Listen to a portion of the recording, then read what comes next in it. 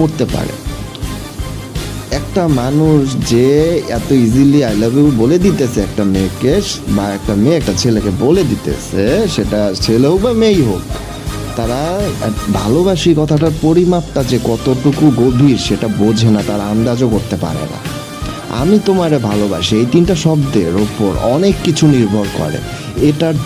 এর জন্য মানুষ মরতেও পারে, আবার এটার জন্য মানুষ কিন্তু বাঁচতেও পারে। ঠিক আছে, এই শব্দটার উপর ভিত্তি করে একজন মানুষ তার পুরো জীবন রঙিন করার স্বপ্ন দেখে।